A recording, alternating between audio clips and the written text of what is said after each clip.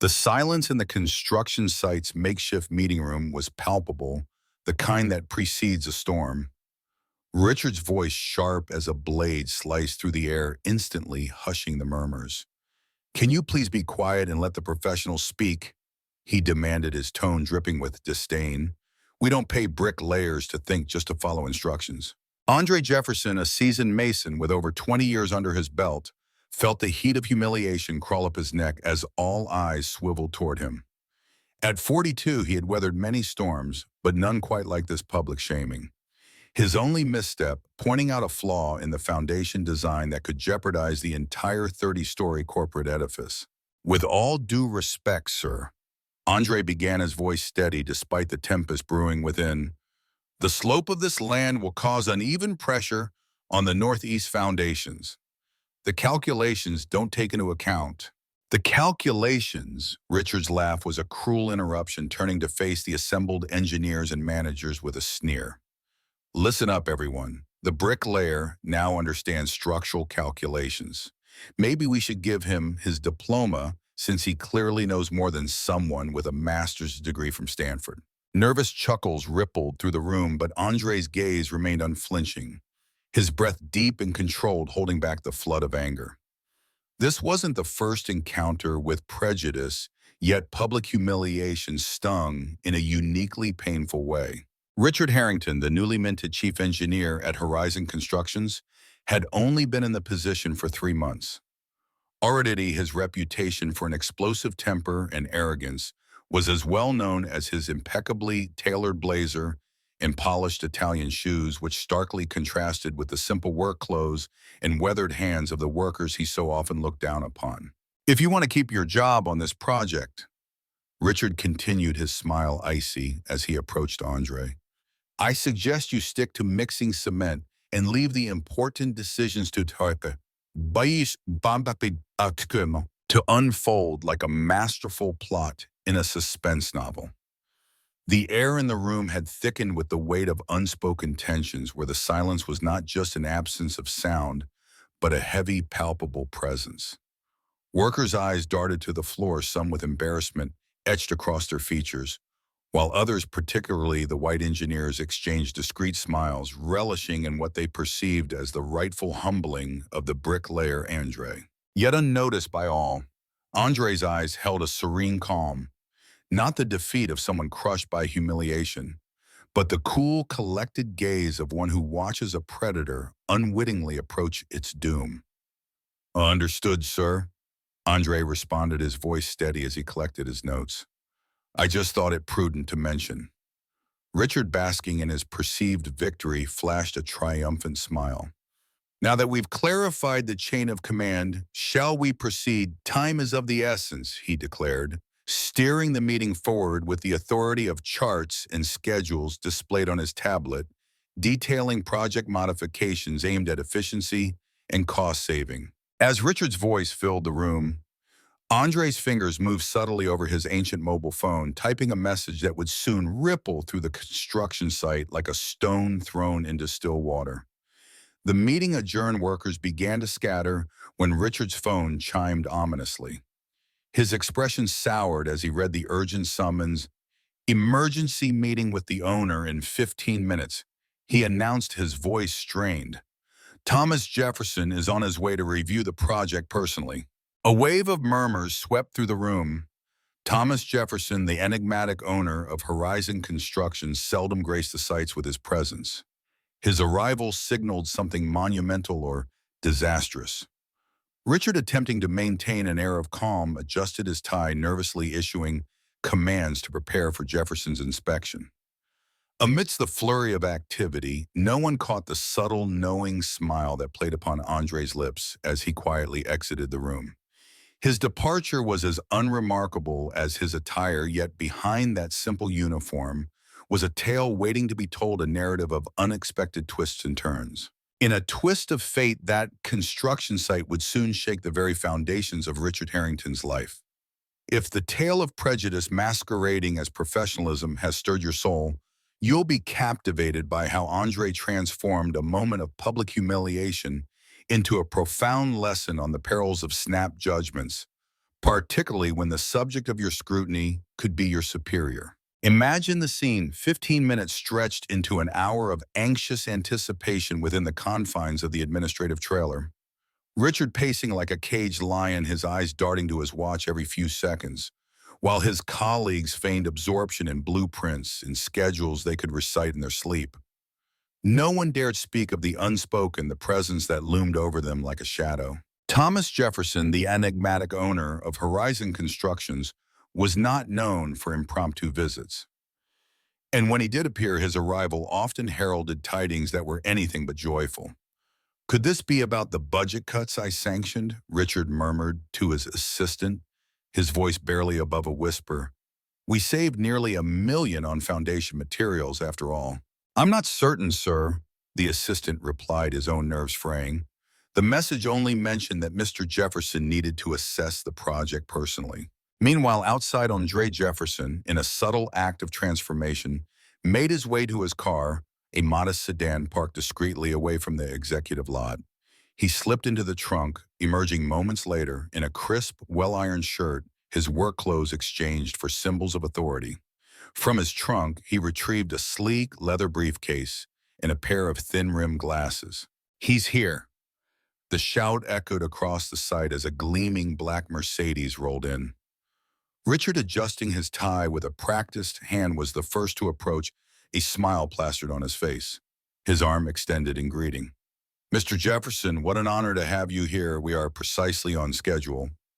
He declared, his voice a blend of confidence and nervous anticipation. The driver's door swung open first, revealing a man in a dark suit, unmistakably a security guard. Then from the back stepped a middle-aged black man, his demeanor calm yet commanding. Richard stood there, his once welcoming smile now clouded with confusion. His eyes, sharp with the weight of experience, darted to the impeccably dressed figure before him. "I'm sorry," Richard stammered, his voice a mix of surprise and apology. "We're expecting Mr. Thomas Jefferson." The man in the suit, with a demeanor as composed as a seasoned diplomat, extended his hand. "Thomas Andre Jefferson," he announced, his voice steady, "owner of Horizon Constructions." The shock on everyone's faces was palpable, a silent tableau that would have been amusing if not for its gravity. Richard's eyes blinked rapidly, his mouth agape like a fish gasping for air. "But you're Richard," he began, only to trail off, his words caught in a thicket of confusion. "Yes," Thomas replied, his calm almost surgical in its precision, "and also the bricklayer you publicly humiliated just a few hours ago." The words hung in the air, heavy with accusation, as a silence as profound as a tomb enveloped the construction site. Richard's complexion drained to a ghostly white stark against the unfinished walls behind him. One of the engineers, sensing the rising tension, stepped forward. "Mr. Jefferson," he interjected, his voice laced with urgency. "There must be some sort of misunderstanding. Mr. Harrington didn't know." "Didn't know I was the owner," Thomas finished for him, his tone sharp as a chisel. "That's precisely the issue. Nobody knew because I chose not to reveal it." His gaze swept over the workers, now forming a distant ring, their curiosity piqued by the unfolding drama. 15 years ago, Thomas continued, his voice resonating with the passion of his founding vision, "I started Horizon Constructions with the dream of transforming our industry. Yet over time, I've watched us drift from the very heart of our work. So for every new major project, I've taken to working incognito. I trade my suit for a mason's uniform, my last name for my middle name." Richard looked like he might collapse, his world tilting on its axis. "Mr. Jefferson, I had no idea." "If I had known." "That's exactly the problem, isn't it?" Thomas cut in, his voice firm, yet tinged with a profound sadness. "If you had known who I truly was, would your actions have changed? Would respect have been freely given? Or was it only my title that you would have honored?" The question lingered, a poignant echo in the vast open space of the construction site. "Had I been anyone else, you would have shown me the respect I deserve. But because you perceived me as merely a black construction worker, You thought it was your right to belittle me in front of everyone. An elderly man, his skin dark and his hair streaked with silver, approached with a commanding presence. This was Walter Green, the master builder, who had dedicated decades to this very project. Mr. T, he greeted with a familiarity that spoke volumes. You could have at least given me a heads up about your special inspection. Thomas, for the first time, let a smile grace his lips. And missed the real show of how things actually operate, Walter. You know that would defeat the whole purpose. Walter nodded, his gaze shifting to Richard with a look that was a curious blend of disappointment and a hint of vindication. I've known Thomas for 30 years. We laid bricks together long before he started his company. He always says a building's strength is only as good as its weakest foundation. And a company, Thomas interjected, adjusting his glasses in a subtle nod to his transformed persona, is only as honest as its most arrogant employee. Around them, workers who had seen Andre, now known as Thomas, endure public humiliation couldn't suppress their grins. Whispers circulated and knowing looks were exchanged, their faces screaming, "Now this is where the real drama unfolds." Richard, in a desperate attempt to salvage the situation, stammered, "Mr. Jefferson, if you could just hear me out, let me explain my vision for this project." Thomas raised an eyebrow, his voice tinged with irony.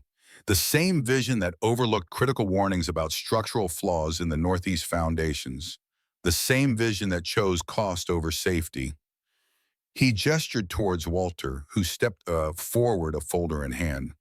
"I've already had Walter review the concerns I brought up this morning. We've found micro cracks in the foundations precisely where I pointed out." Thomas turned to face the gathered crowd, his expression a mix of solemnity and resolve. As the group dispersed in a flurry, Thomas took a discreet step closer to Richard. His voice a confidential whisper, "You know what's most ironic, Mr. Harrington? Had you heeded the wisdom of the bricklayer, you might have dazzled the company owner with your humility and team spirit." Thomas paused, his words hanging in the air as he subtly adjusted his watch previously concealed beneath his workshirt. Richard, now as still as a statue, could only watch as Thomas strode away towards the administrative trailer with several executives in hot pursuit. Gone was the arrogance from Richard's eyes, replaced by the stark terror of a man who realized he's engineered his own demise on the shaky grounds of prejudice and hubris. As the sun dipped towards the horizon, casting elongated shadows over the construction site, a stark truth solidified like the fresh concrete beneath their feet. The seeds of humiliation Richard had sown that very morning and were now sprouting, growing into an ominous edifice that threatened to topple him entirely. Each consequence was another block in the damning structure of his downfall. Inside the main trailer of Horizon Constructions, the silence was deafening. On one side, Richard Harrington and his ashen-faced team. On the other, Thomas Jefferson, now dressed in a sharp business suit, flanked by Walter and two technical auditors. Thomas cut straight to the chase, his voice steady. "Why were my observations about the foundations not only dismissed, but mocked?" Richard cleared his throat, attempting to regain some composure. "Mr. Jefferson, there was a misunderstanding. I was merely upholding the chain of command." Thomas, however, cut him off, reaching for his tablet. "Our manual. The duty to report any potential structural flaws falls upon every employee, regardless of their role or rank," as Thomas emphasized, while sliding his finger across the screen, capturing Richard's voice with a mere tap. "Here we work with calculations, not with the untrained eye of a bricklayer who barely knows how to hold a tape measure." Richard's voice echoed arrogantly through the trailer, his words dripping with condescension. He loosened his tie, seemingly suffocated by his own hubris now laid bare for all to hear. In the last 2 hours, Thomas continued projecting documents onto the wall. "We've meticulously reviewed all of your engineering decisions." An auditor rose, his voice steady yet grave. "We've uncovered 17 safety violations. The most critical concerns the Northeast foundations. Additionally, there were unauthorized material substitutions and falsified test reports." Richard's complexion turned ashen. "I can explain," he stammered, his voice quivering. An engineer from the team, unable to bear the weight of silence, spoke up. Mr. Jefferson, several of us had warned Mr. Harrington about these issues. He was adamant that his calculations were correct and that the cost savings were essential. For what? Thomas interjected, his tone sharp and probing. For the end of project bonus, another engineer admitted with a heavy heart. If we saved over $1 million, we were all promised substantial bonuses. Richard stood up abruptly, his chair scraping the floor. This is a conspiracy. I am a respected professional with a master's degree from Stanford. I won't let a bunch of what? Thomas cut him off, his voice like a whip. Finish your thought, Richard. Bricklayers, black people. The silence that followed was deafening, a chasm of unspoken truths and suppressed anger. Richard slumped back into his chair, the fight drained from him. Thomas signaled to Walter, who handed over a folder. With trembling hands, Richard opened it. It was his termination letter. Am I being fired? He asked, his voice a mix of incredulity and despair. I have two options for you, Thomas replied, his tone devoid of sympathy. Option 1, termination for cause, followed by civil proceedings for negligence and falsification. Your license will be revoked. Richard swallowed hard, the reality sinking in. Option 2, voluntary departure. In exchange, you will return all bonuses, and as the decision loomed a mere 5 minutes away, Thomas, with a heavy heart, called everyone to the central courtyard. The workers, curious and expectant, gathered under the morning sun. Climbing onto a makeshift platform, Thomas, known to some as Andre the Novice Bricklayer, began with a poignant address. Good morning, everyone. For those unfamiliar with me, I am Thomas Andre Jefferson, founder of Horizon. You might know me as Andre, the one learning the ropes of bricklaying. A ripple of surprise and smiles of recognition spread through the crowd as Thomas continued, his voice both commanding and compassionate. I stand before you today with two announcements. Firstly, Richard Harrington is no longer with Horizon. The silence that followed was profound, only to be broken by a spontaneous applause, which Thomas quickly hushed with a gentle wave of his hand. The second reason, perhaps even more significant, is this. At Horizon, we're not just constructing buildings, we're cultivating mutual respect. Whether you have earned a PhD or learned your trade on the streets, your knowledge, your voice, it matters. As if on cue, the trailer door swung open and Richard emerged, his possessions in hand, his posture defeated, his spirit visibly broken. Walking through a corridor of workers, he encountered not mockery, but a far more piercing emotion, pity. Thomas watched his gaze following Richard until their eyes met across the yard. There was a brief silent acknowledgement, a nod, not of regret, but of understanding the vast chasm between authority and respect. Walter, ever the observant, approached Thomas. Which option did he choose? Thomas's smile was faint but hopeful. Surprisingly, he's chosen voluntary training. There's hope even for the most challenging cases. Walter shook his head, admiration in his eyes. You have always seen beyond the surface. That's why you built this company from nothing. Thomas's eyes scanned the construction site where workers, inspired, returned to their task with vigor. True architecture, Walter, isn't merely about erecting structures. It's about dismantling the invisible barriers that separate us, fostering an environment where every voice echoes with significance, where every individual's contribution shapes our collective future. On the horizon, the towering structures pierce the sky not merely as edifices of concrete and steel, but as a testament to the belief that respect is not bestowed by titles, but is earned through the humility of acknowledging the wisdom in the calloused hands of those who intimately know every grain of sand, supporting not just buildings, but the very foundation of human dignity. 6 months had elapsed since that fateful day when Richard Harrington was unceremoniously dismissed before the entire construction crew.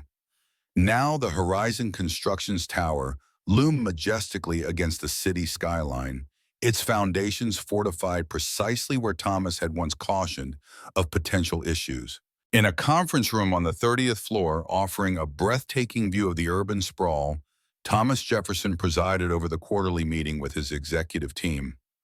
Walter, recently elevated to director of operations, stood before them, his voice echoing with pride as he detailed the remarkable outcomes of the talent integration program. This initiative had unearthed promising talents at every echelon of the company, providing them with mentorship and educational opportunities. Our safety metrics have surged by an astounding 78% since we embraced the new open communication protocol. Walter announced his words, accompanied by vibrant graphs projected onto the screen. When every worker, regardless of their rank, feels safe to voice their concerns without dread of reprisal, we preempt crises. Thomas, with a nod of approval, reflected on the transformation. The public humiliation he had endured, once known as Andrew the Bricklayer, had ignited the most profound revolution in Horizon's corporate ethos. This model, now a beacon of progressive management, was being eagerly studied and emulated by construction firms nationwide.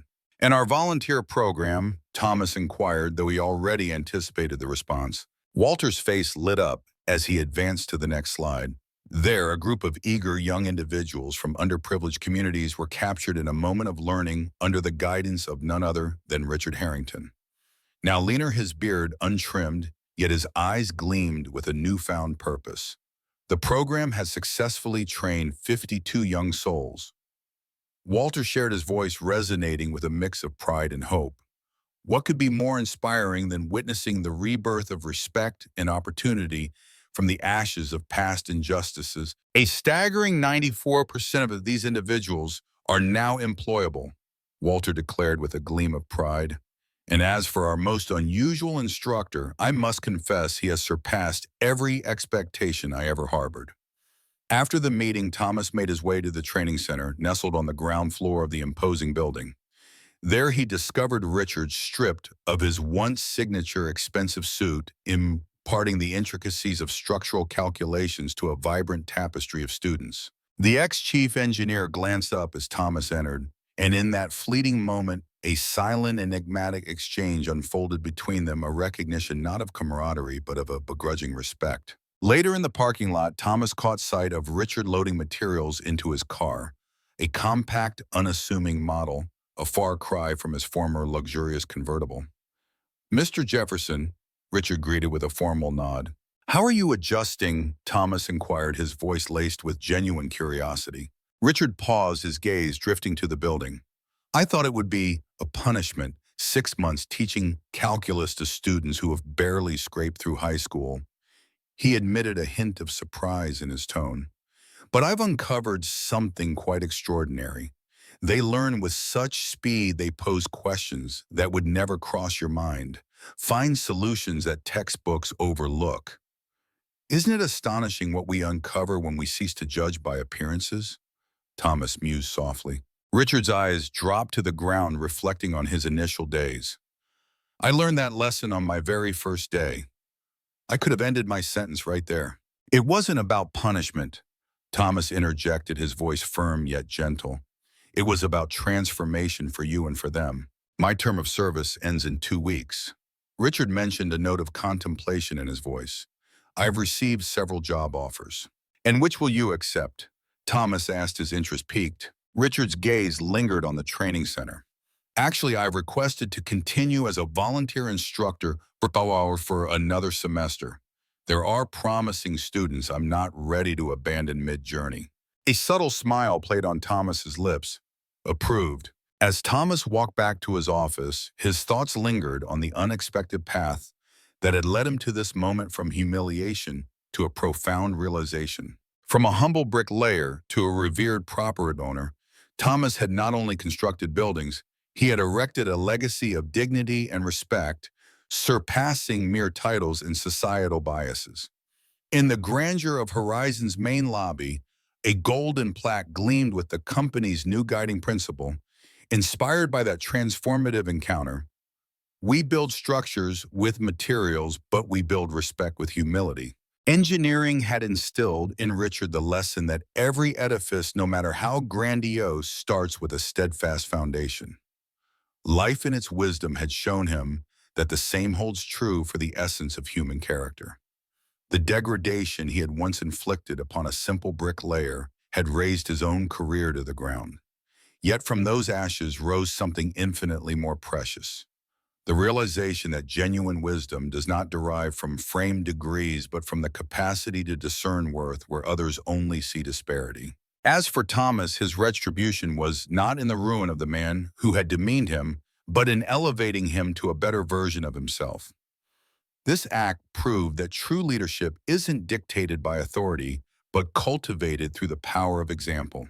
Did this tale stir your heart? Did it compel you to ponder how we often judge others by their outward appearances? If so, we invite you to subscribe to our channel. Here you will find more profound stories that not only unveil the harsh realities of our society, but also celebrate the victories achieved not through conquest, but through the transformation of foes into friends and the building of a world where respect stands as the most enduring foundation of all. We thank you from the bottom of our hearts for joining us on this journey. Your comments, likes, shares, and subscriptions mean the world to us. Let's continue to learn, grow, and inspire together. Thank you for watching.